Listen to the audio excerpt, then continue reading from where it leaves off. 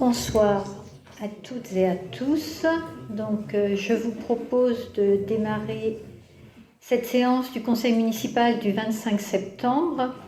Donc, nous avons un certain nombre de pouvoirs. Pouvoir de Valérie Éric à Alain Masson, pouvoir de Virginie Fleuriel à Simonetta Resta et pouvoir de Patrick Schillinger à moi-même.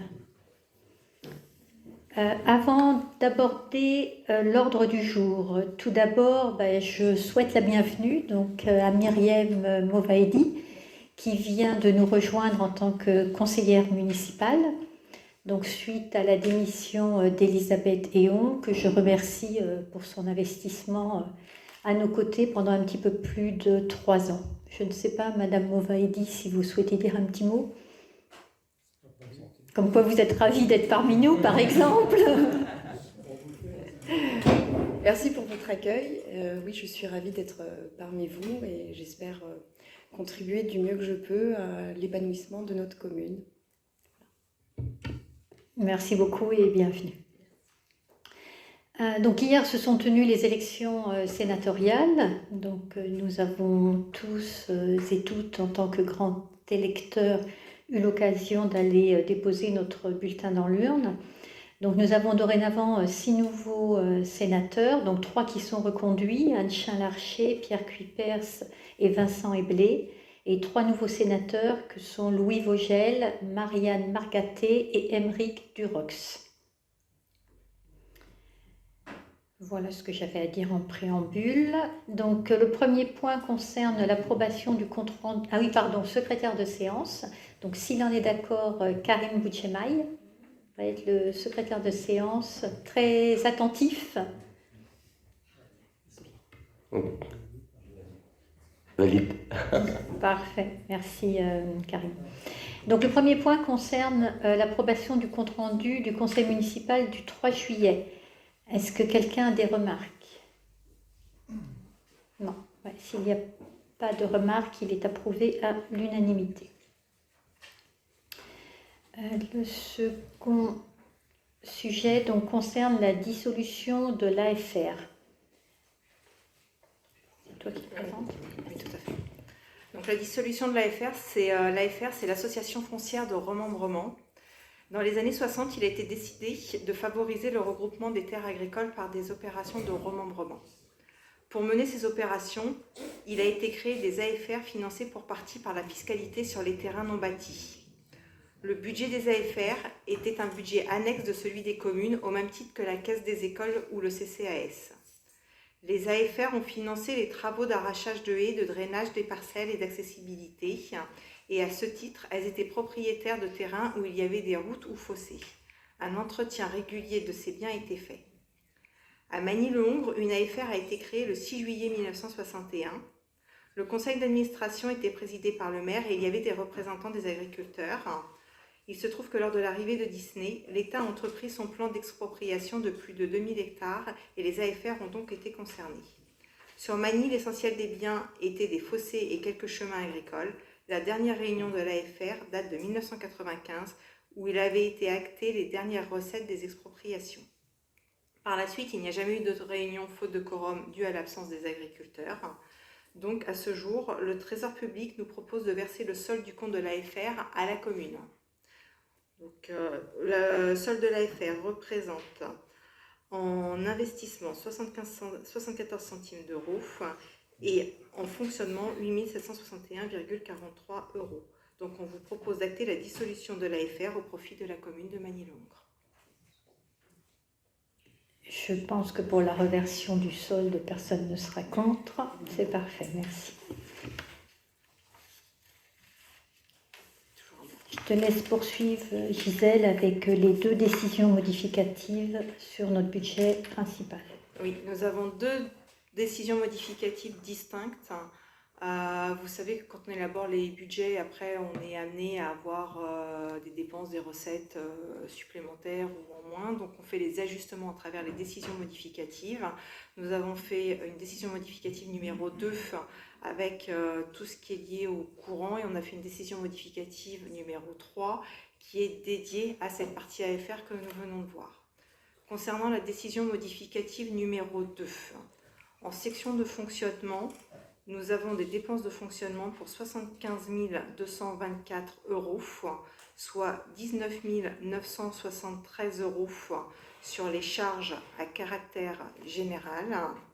Et nous avons 55 251 € sur les autres charges de gestion courante. Donc les charges à caractère général, c'est principalement le CTM et la dégradation de la salle des sports, et sur laquelle nous avons une recette et une subvention en face.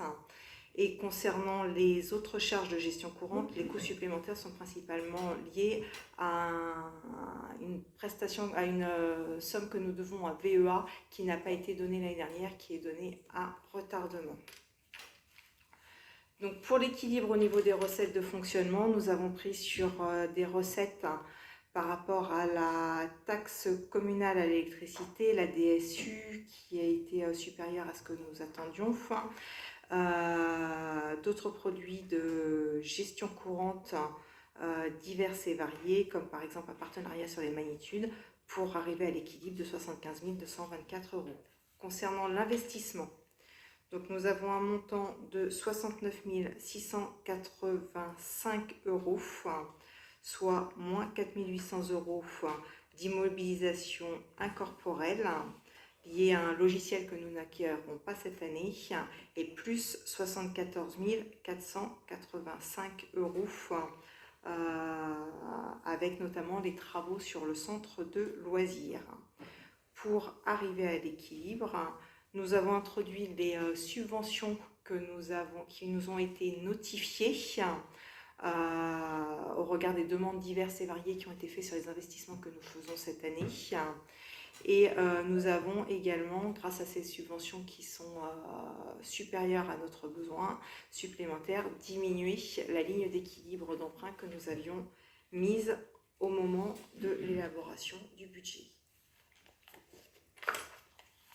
Merci Gisèle. Donc sur cette DM2, est-ce qu'il y a besoin d'informations supplémentaires, sachant que nous l'avions déjà présentée en commission finance et réunion plénière? Est-ce que c'est clair pour tout le monde? Très bien. Bon, écoutez, ces ajustements donc sont votés à l'unanimité et on va passer donc à la DM3. Donc concernant la DM3, c'est tout simplement l'inscription dans nos comptes des résultats qu'on vous a donnés liés à la dissolution de l'AFR, soit l'impact sur la ligne 001 de 74 centimes d'euros et l'impact sur la ligne 002 de 8 761,43 €. Dans la suite du point numéro 2 précédent, je crois, je pense que tout le monde est d'accord, adopté à l'unanimité. Le point suivant concerne la subvention comité des fêtes. Donc, en début d'année, nous avions au budget primitif voté une subvention pour le comité des fêtes à hauteur de 5 500 €. Le comité des fêtes ayant réalisé plusieurs opérations, lui ayant permis d'avoir des ressources propres, nous propose de ne pas lui verser donc la deuxième partie de la subvention, ce qui lui fera un versement total de 2 750 € au lieu de 5 500 €. Sur la modification du montant, est-ce que quelqu'un a des remarques? S'abstient, adopté à l'unanimité. Et je remercie à nouveau le comité des fêtes pour son investissement régulier tout au long de l'année pour organiser différentes manifestations sur la commune. Et d'ailleurs, la prochaine activité sera la soirée des années 80 qui va se tenir samedi prochain à la salle des fêtes et dont la totalité de la recette permettra de financer des animations à destination des enfants lors du marché de Noël. Le point suivant va nous être présenté par Suzanne et concerne la mise à jour de la liste des associations bénéficiant de prêts locaux sans subvention financière. Merci. Bonsoir. Alors, nous avons une mise à jour de la liste des associations bénéficiant de prêts de locaux sans subvention financière. En mai 2023, une première liste de 10 associations avait été validée. Les associations suivantes souhaitent également bénéficier pour l'année 2023-2024 de prêts de locaux. Aikido, Club de Val d'Europe, Captain Croche, Dama Yoga, Danse, Musique et Compagnie, Excel Art, Geek on Grass, I'm Teaching, Karaté Marne-la-Vallée, Con Taekwondo Val d'Europe, Krav Maga Val d'Europe, la manie des jeux, les arts du cirque, les jumeaux magiciens, Relais Petite Enfance, First Val d'Europe Brownies and Guides, Sophrologie et Bien-être, Team Advance, Saints, Wednesday School. Nous avons aussi une demande de prêt de salle au groupe scolaire Veille par l'association Wednesday School. L'association va changer de lieu d'enseignement. Elle doit basculer de groupe scolaire Tabarly au groupe scolaire Simone Veil les mercredis et utilisera les 2 salles d'études, la salle polyvalente et peut-être une salle du centre. Ça sera confirmé avec la directrice du centre. Ils utiliseront également la cour de l'école sur les temps de pause. Il leur a été signifié de ne pas utiliser la structure de jeu pour des questions de responsabilité. L'association sera présente de 8h30 à 17h30 et disposera d'un trousseau de clés programmé uniquement pour l'ouverture et la fermeture du site les mercredis. Alors, sur le point numéro 5, donc la mise à jour de la liste des associations bénéficiant d'un prêt de locaux, est-ce qu'il y a des remarques? Non, adopté à l'unanimité. Et en ce qui concerne donc le point numéro 6, pour la demande de prêt de 2 à 3 salles au groupe scolaire Veille par l'association Wednesday School, y a-t-il des remarques? Non, adopté à l'unanimité. Donc, comme vous le savez, hein, c'est une association qui était déjà présente cette année dans un autre groupe scolaire. On va passer maintenant au point de l'actualisation de la tarification du marché de Noël. Claude, tu nous présentes ça? Oui, bonsoir à tous. Effectivement, il y aura on propose une nouvelle tarification pour le marché de Noël, une actualisation. La raison est simple, c'est que le format va évoluer puisqu'il va se dérouler du vendredi soir au samedi toute la journée. Bien évidemment, tous les exposants auront un choix, c'est ou les 2 jours ou une seule journée le samedi. Ce qui, du fait, nous amène à proposer une nouvelle tarification par rapport à l'année dernière. Et aussi, on a fait une tarification au niveau des coûts énergétiques pour la raison, c'est qu'une différence entre les exposants et les restaurateurs n'ont pas les mêmes besoins en coûts énergétiques.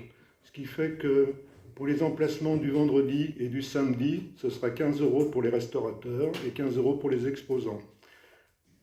Pour les associations qui sont des associations comme le comité des fêtes, Phoenix Senior ou les parents d'élèves, ce sera gratuit. Le samedi seul, c'est 10 € et 10 € pour les exposants. Par contre, pour les coûts électriques, les coûts pour les restaurateurs sont majorés. La raison, c'est qu'ils ont des besoins énergétiques beaucoup plus importants que les exposants. Donc, pour le vendredi et samedi, ça sera 30 € et pour les exposants, 15 €. Pour les autres associations que je citais précédemment, resteront gratuits. Et pour le samedi seul, les restaurateurs, 20 € et pour les exposants, 10 €. Le reste du matériel, table supplémentaire, les grilles caddies supplémentaires, les tentes parapluies, on a dissocié les exposants qui venaient avec leur propre matériel et les exposants auxquels on fournissait un abri. Donc ceux auxquels on fournira un abri, il y aura un coût de 5 €, que ce soit les restaurateurs ou les exposants. Bien évidemment, on gardera les cautions pour s'assurer que les exposants qui se sont engagés soient présents et ce sera une caution de 100 €.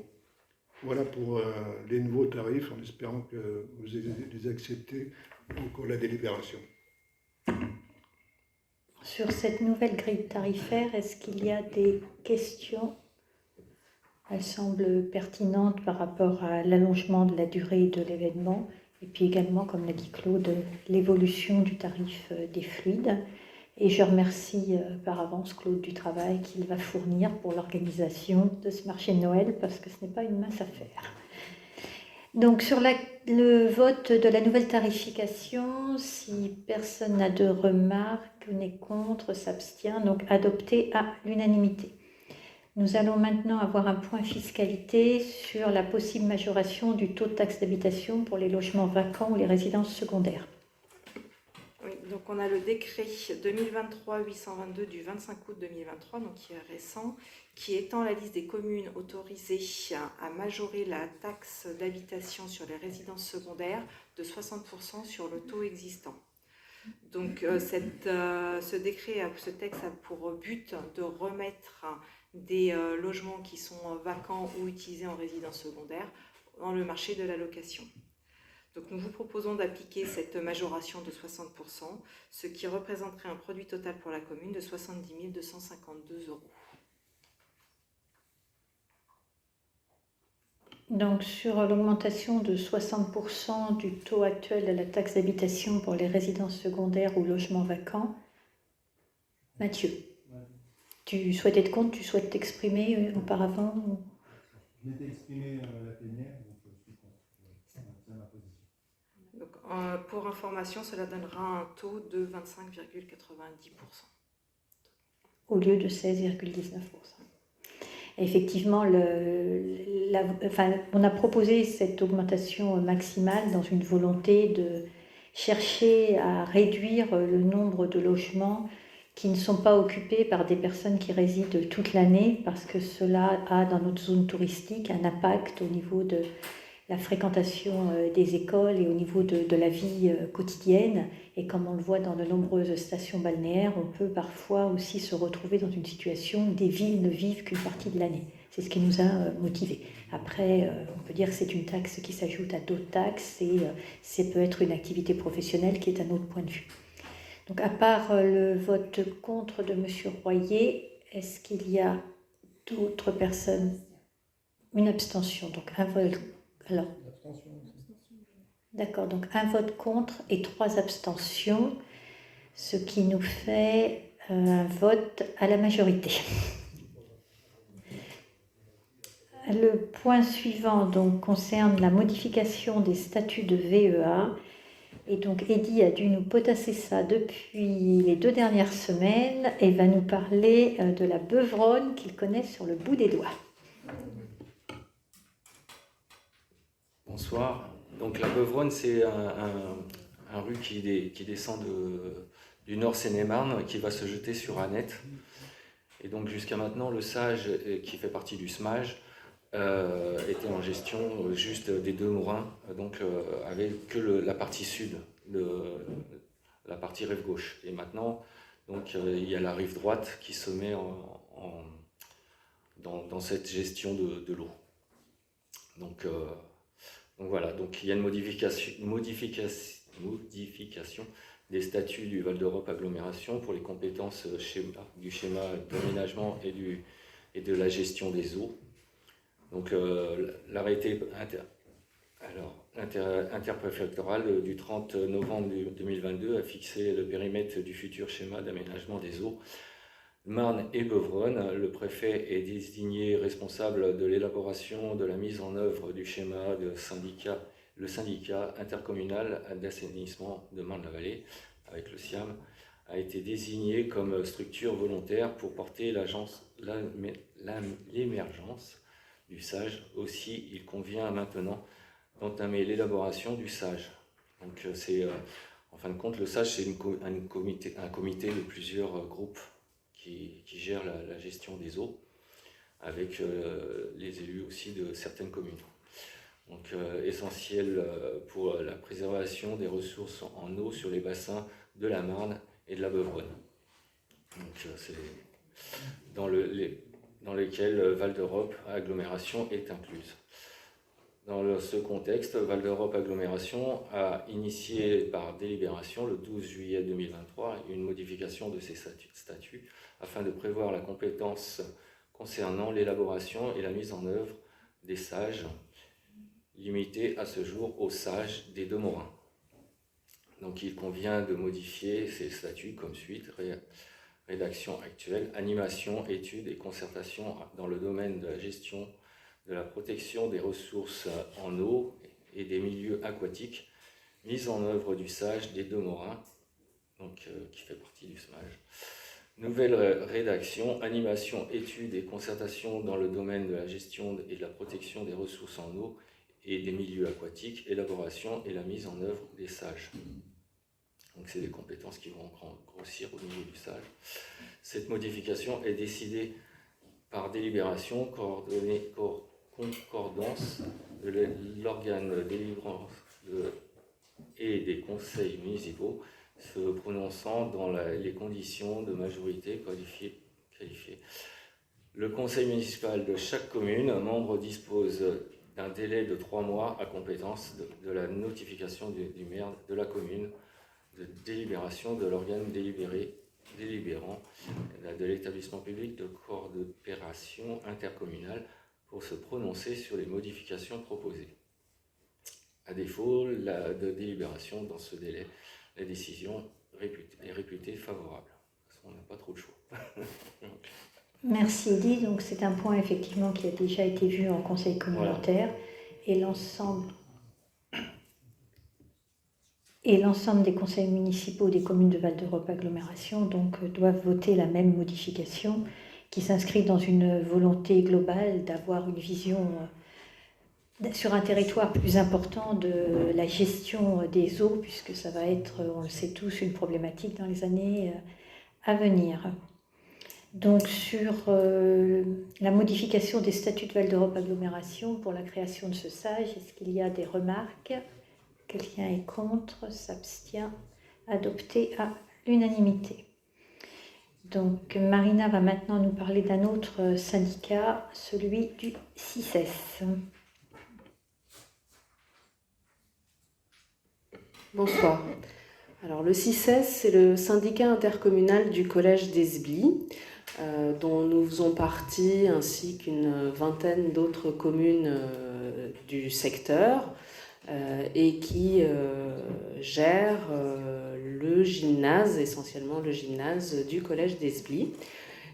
2 communes parmi l'ensemble des communes, qui sont Voulangis et Saint-Germain-sur-Morin, souhaitent se retirer de ce syndicat car ils estiment qu'ils ont trop peu d'élèves présents au collège d'Esbly pour que cela puisse avoir du sens pour eux. Donc le syndicat a déjà voté le retrait des 2 communes et on demande à chacune des 20 communes faisant partie de ce syndicat de voter également le retrait de Voulangis et de Saint-Germain-sur-Morin. Voilà. Est-ce qu'il y a des questions ?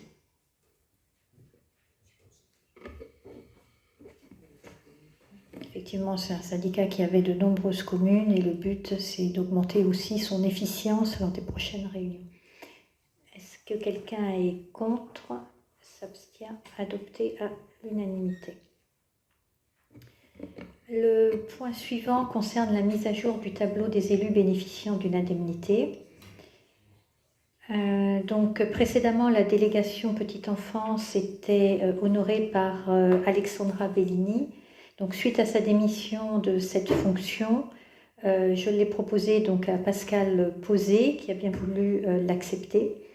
Il est donc demandé aux élus d'actualiser la délibération des indemnités attribuées aux élus pour y intégrer donc Madame Posé à la place de Madame Bellini, donc pour une indemnité annuelle de 2 390,64 € par an.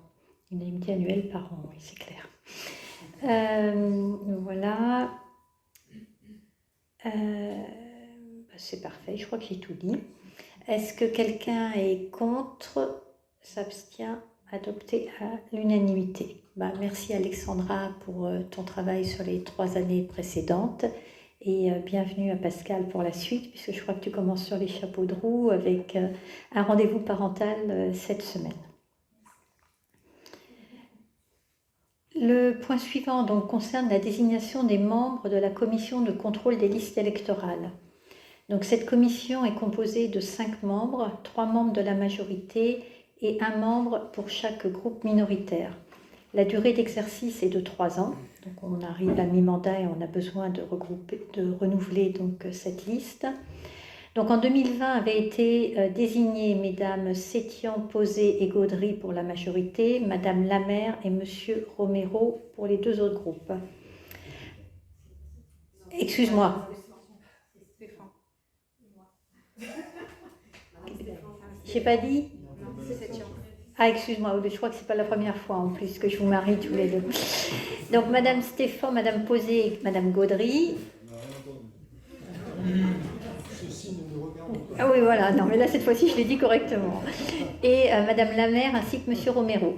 Donc, Madame Stéphan se propose d'exercer à nouveau cette fonction, en compagnie donc de Madame Delon et de Madame Pérez-Lopez. Madame Lamère propose de garder également cette fonction, et Monsieur Romero également. Donc, cela nous fait 5 membres pour la commission de contrôle des listes électorales. Si tout le monde en est d'accord, c'est adopté. Merci. Nous devons ensuite choisir un déontologue.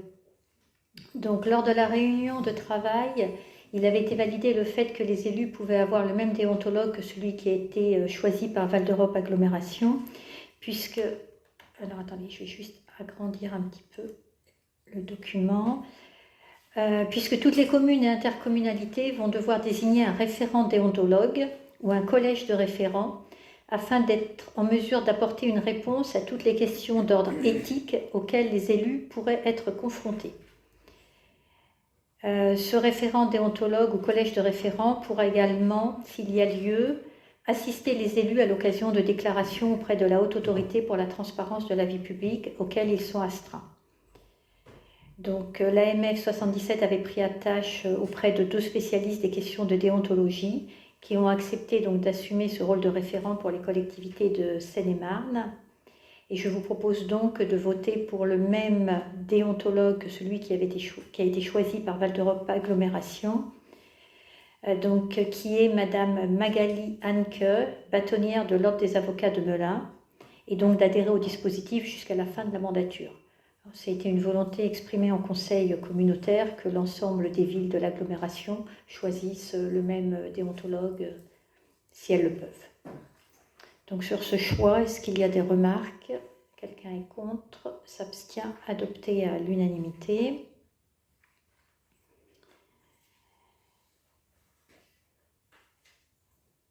Alors on a ensuite un certain nombre de décisions du maire, donc, qui concernent des marchés qui ont été passés depuis le dernier conseil municipal, donc avec l'entreprise Pian pour des travaux de voirie et de réfection de peinture, avec l'entreprise Peinture Sol et Plafond pour différents également travaux de voirie et de réfection de peinture, avec l'entreprise Patou pour l'entretien des toitures de plusieurs bâtiments communaux, avec la société IPOC pour un contrat de service pour la maintenance des terminaux de PV de la police municipale, avec Musique sur scène pour le concert de Jérémy Natag, avec le cabinet CEG pour la 2e étude de programmation pour la construction d'un complexe sportif.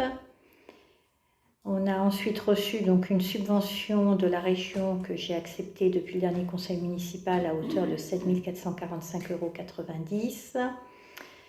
Également donc un marché public avec la société Nord Décoration pour des travaux de déménagement d'un bureau de direction, d'une salle d'animateur et modification de sanitaire donc, au sein du groupe scolaire Éric Tabarly afin d'y créer un espace pour le centre de loisirs. La passation d'un contrat de cession de droits de représentation avec l'association Elle Production pour le spectacle Les Vilaines. Un autre marché avec la société ICAR pour la maintenance des installations de détection et d'évacuation incendie. Passation d'un contrat de cession de droits pour le spectacle Enseigne Production. Et puis à nouveau avec IPOC, donc un contrat de service pour l'utilisation et la maintenance du logiciel ePolice. Donc c'était un porté à connaissance. Le point suivant concerne le remplacement d'un membre démissionnaire du CCAS, puisque Elisabeth Théon faisait partie du Conseil communal d'action sociale.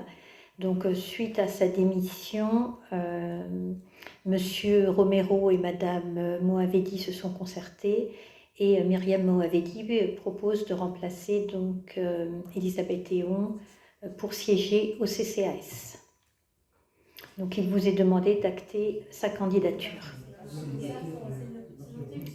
Non, mais on en a reparlé depuis, et c'est Myriam, parce qu'en fait il y a eu différentes personnes sur la liste qui ont été contactées les unes après les autres, et donc on a actualisé. C'est pour ça que vous m'avez vu faire un petit tour de tout le monde tout à l'heure, pour ce point-là et le point suivant. Donc Madame Movaedi au CCAS, je vous demande de bien vouloir acter sa candidature. En ce qui concerne les commissions communales, donc puisque Madame Théon a démissionné, donc Madame Movaedi se propose de reprendre les 3 commissions au sein desquelles siégeait Elisabeth. Donc il s'agit de la commission vie familiale, de la commission vie locale et de la commission vie économique. Par ailleurs, Alexandra Bellini se propose de rejoindre la commission vie économique qu'elle avait précédemment quittée. Et Simonetta Resta se propose de rejoindre la commission vie locale. Donc je crois que ce sont les seuls changements qui ont été demandés. Est-ce que quelqu'un a des remarques sur ces changements? Ils sont approuvés à l'unanimité. Je vous remercie.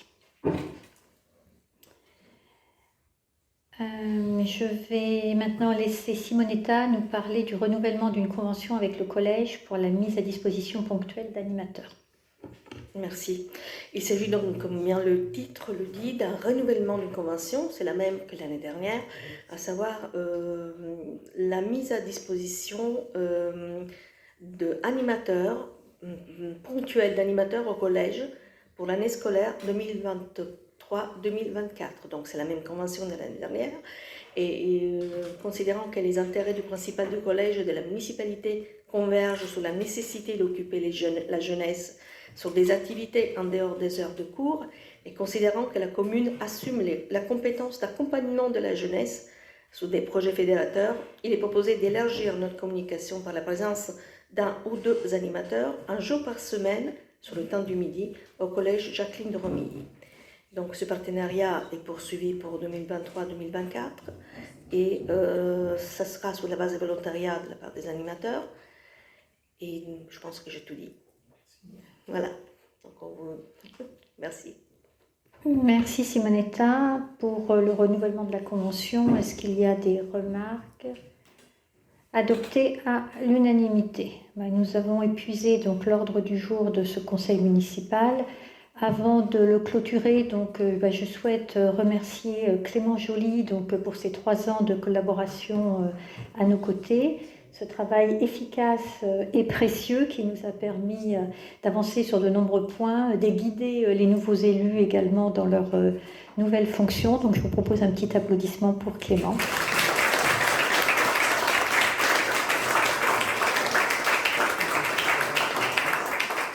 Merci. Donc Clément nous quitte à la fin de la semaine et il sera remplacé au féminin à partir de début novembre par Mathilde Vilgoki qui travaille actuellement au département. Voilà, écoutez, il est 21h13, l'ordre du jour étant épuisé, nous clôturons ce conseil municipal. Merci beaucoup.